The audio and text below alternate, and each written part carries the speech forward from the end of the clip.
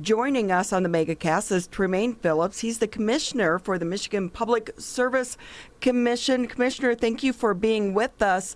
If we can just dive into what everyone is talking about and dealing with right now, broadband access. What is the state of Michigan doing to try to get access to so many families during this pandemic? Yes, well, this is certainly an issue that was highlighted and has been a focus of the Whitmer administration and the Snyder administration before it, increasing not only the access to broadband services to Michigan residents, but also looking for opportunities to make those options more affordable to residents. But the pandemic has just helped to further highlight the need for these services, not only in terms of allowing for individuals to work remotely and to engage in economic and entrepreneurial activities from home, but now increasingly to allow for students in order to engage and work remotely and to engage in remote learning. So currently, the state of Michigan is engaging in a number of programs and grant opportunities in order to really begin to tackle this challenge. And one that the Michigan Public Service Commission is intimately involved in is that we partnered with a nonprofit called Connect Michigan and a number of other state agencies to release a broadband Wi-Fi hotspots map for residents who lack internet access at their home in order to, again, engage in remote learning or access other internet enabled services. As a member of the Public Service Commission, how do you try to engage with private companies to address some of these areas that need service? But from a company standpoint, they're saying, well, that's not really profitable for us. How do those conversations go? Right. Well, what has been really fortunate about this ongoing economic and public health crisis is that we've seen a lot of cooperation between the regulatory agency, the commission, state agencies and institutions, and the private sector.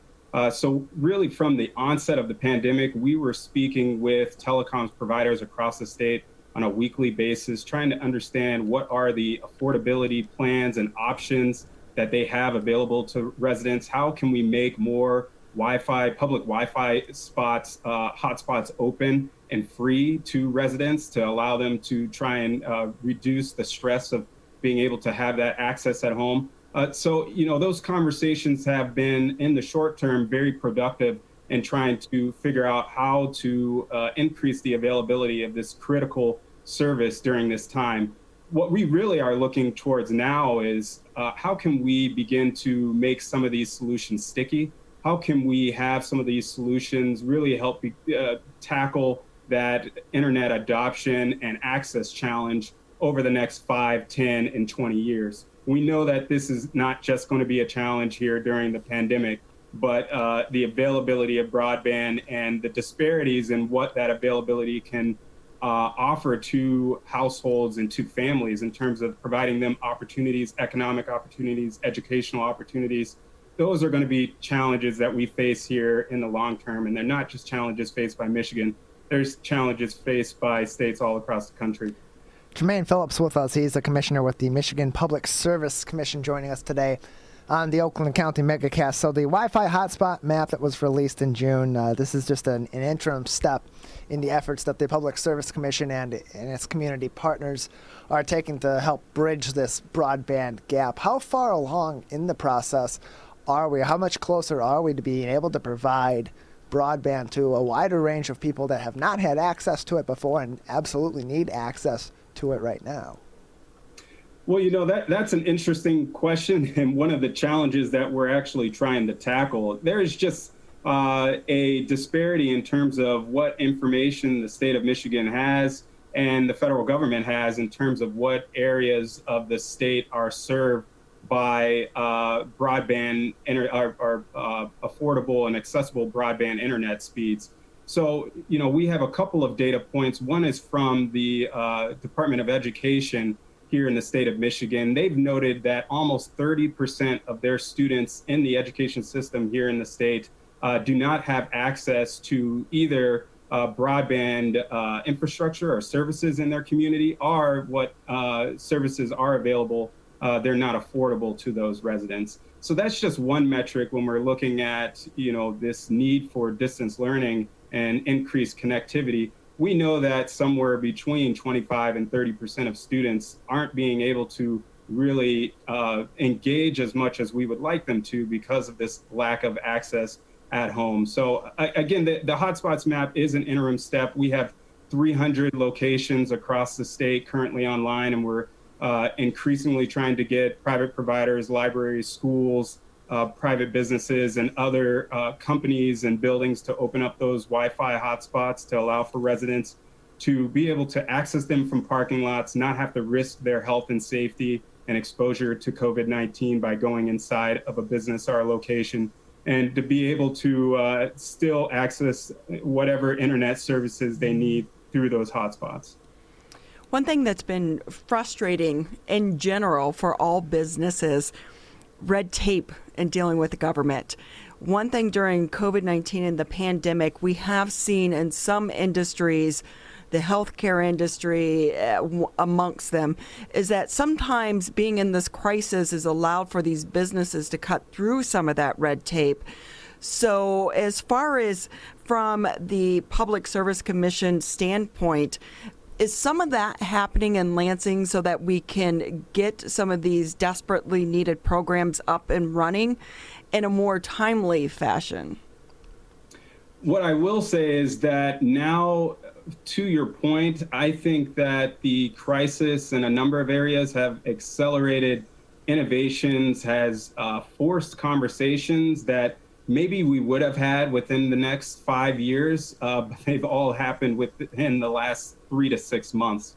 So I do think that a lot of those challenges, a lot of those regulatory barriers are at least being identified at this time. The commission is currently working with 8 or 9 other state agencies, everyone from the Michigan Department of Transportation to the public libraries, to the Department of Ag and the Department of Human Health Services.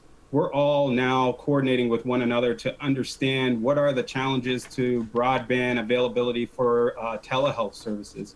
What are those existing and forthcoming challenges in the education system? What are the challenges for communities looking to have increased broadband as a means of economic development in their area? How does this affect tourism, and how can we get further broadband deployment in areas of tourism and natural interest here in the state?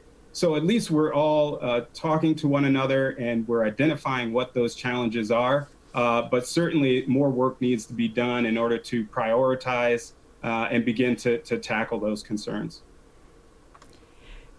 Tremaine Phillips with us here on the Oakland County MegaCast. He is the commissioner for the Michigan Public Service Commission. Just a few more minutes here with you. In the show, I wondered too, what is the positive that is going to come out of this for the Public Service Commission?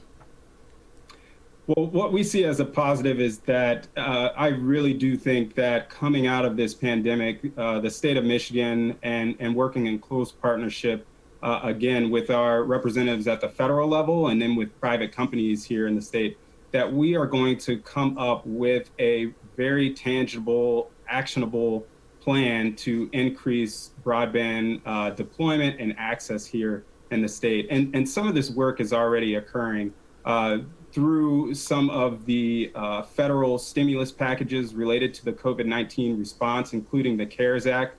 There were tens of millions of dollars that were assessed to the state of Michigan that will help us to not only increase that broadband deployment, but also help to put devices, internet-capable devices in students' hands so that those who have access to broadband but maybe don't have the tools in order to adopt that access, they will be able to get different means, tablets and computers, and able to do that. And then we also have some grants here in the state of Michigan that are helping to tackle this problem. One is the Connect Michigan Communities Grant.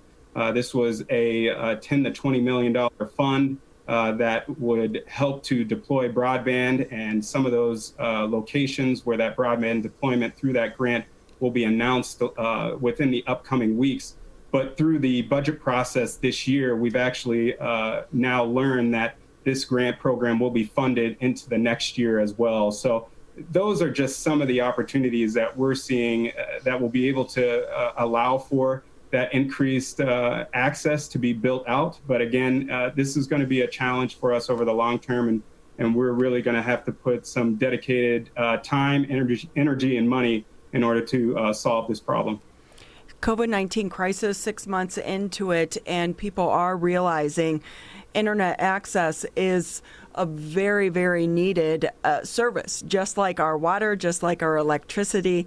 Now we need access to reliable and stable internet services. What type of conversations, though, are being had around the security of the internet access that is being provided?